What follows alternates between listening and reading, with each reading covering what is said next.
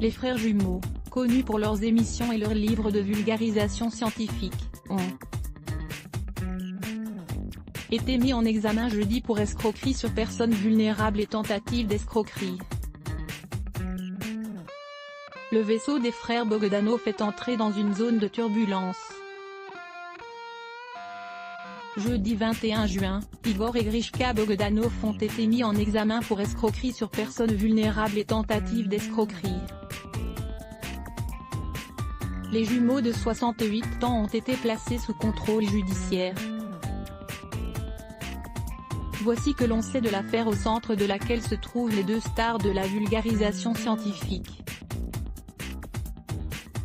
Soupçons d'escroquerie sur fond de production de films. Igor et Grishka Bogdanov sont soupçonnés d'avoir escroqué de leur connaissance, un Parisien d'une cinquantaine d'années qui se dit producteur de cinéma. Cet homme est considéré comme vulnérable par la justice, car il est placé sous tutelle ou sous curatelle, sans que l'on sache exactement quel est son statut. Selon Le Parisien, les jumeaux avaient tissé des liens avec leurs victimes présumées. L'escroquerie porterait sur plusieurs centaines de milliers d'euros. D'après Le Parisien, ils sont soupçonnés d'avoir dérobé 800 000 euros à cet homme en lui faisant miroiter de juteux placements, dans des projets artistiques, cinématographiques et scientifiques, mais aussi dans l'achat de véhicules de luxe. Les jumeaux ont été placés en garde à vue mardi dans le cadre d'une enquête conduite par un juge d'instruction. Interrogés pendant 48 heures, ils ont été présentés au magistrat qui les a mis en examen et placés sous contrôle judiciaire. Un troisième protagoniste, entendu lui aussi en garde à vue, a été mis en examen et placé sous contrôle judiciaire par le juge des libertés et de la détention. Igor et Grishka Bogdanov se disent victimes d'une réalité parallèle. Les frères Bogdanov sont défendus dans un communiqué, diffusé vendredi par le biais de leur avocat. Les Bogdanov contestent fermement les faits qui leur sont reprochés et entendent démontrer leur parfaite innocence. Nous n'avons jamais perçu aucune somme de notre ami, contrairement à ce qui a été rapporté de manière délirante, affirment les jumeaux. Les anciens animateurs de télévision disent avoir rencontré leur ami producteur du film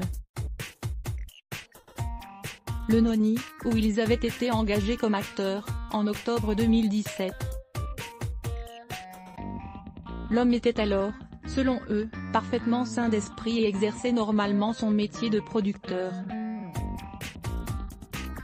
C'est dans ce cadre, que cet homme a souhaité participer à la production et à la mise en œuvre de nos projets en cours, ce que nous avons accepté de toute bonne foi, poursuivent-ils. Dans Le Parisien, Grishka Bogdanov décrit un autre scénario et évoque une autre transaction. Les jumeaux auraient voulu relancer leur célèbre émission Téléthon X sur YouTube en partenariat avec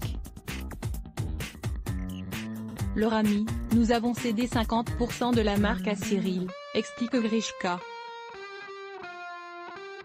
Soit 2 chèques de 125 000 euros qui, ajoutés à la vente de la moitié de la maison d'Igor, ont entraîné le signalement TRACFIN, avance-t-il. Et Grishka Bogdanov accuse l'ex-compagne de leur victime présumée et précise que cette dernière ne serait pas encore placée sous tutelle ou sous curatelle.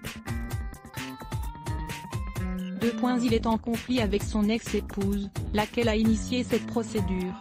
Nous sommes victimes d'une réalité parallèle, plaide Grishka Bogdanov. Ils ont déjà eu maille à partir avec la justice. Igor et Grishka Bogdanov sont devenus célèbres pour avoir lancé, en 1979, la première émission télévisée de science-fiction, Temps X, sur TF1. Jusqu'en 1987, ils y parlent du train du futur, d'intelligence artificielle, d'astronomie ou d'ovnis, dans un décor de vaisseau spatial, avec leur combinaison futuriste, leur léger accent russe et leur regard au laser. Ils disparaissent ensuite des écrans pendant une dizaine d'années, le temps d'étudier, de rédiger leur thèse, d'écrire des ouvrages, sous le nom de Bodanov depuis le début des années 1990, comme Dieu et la science, entretien avec le philosophe Jean Guitton. Ils sont alors accusés de plagiat par l'astrophysicien américain Trinh Xuan Tuan, rappelle TV5 Monde. En 1999, Grishka valide sa thèse en mathématiques et, en 2002, Igor en physique. Débute alors la polémique sur la valeur de leurs travaux, surtout qu'ils se prévalaient du titre de docteur avant même d'avoir passé leur thèse.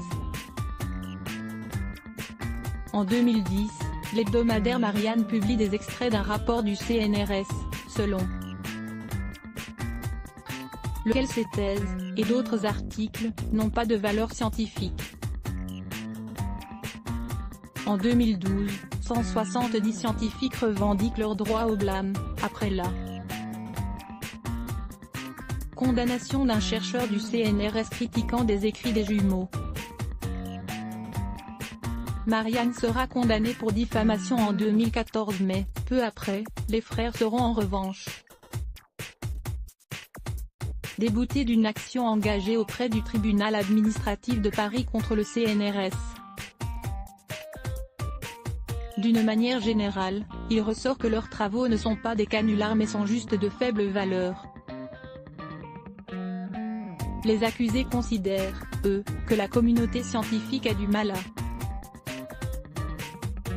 supporter qu'ils soient des personnalités médiatiques, des vulgarisateurs à succès. Passionné d'engins volants, comme son frère, Igor a en outre été condamné à une amende pour avoir falsifié son carnet de vol d'hélicoptère. Il voulait se poser en 2012 près d'un centre commercial d'Étampes, Essonne, afin de promouvoir la sortie d'un de leurs livres. Igor a 6 enfants, de plusieurs unions. Il a également récemment fait l'objet d'une plainte pour violation de domicile de la part d'une de ses compagnes.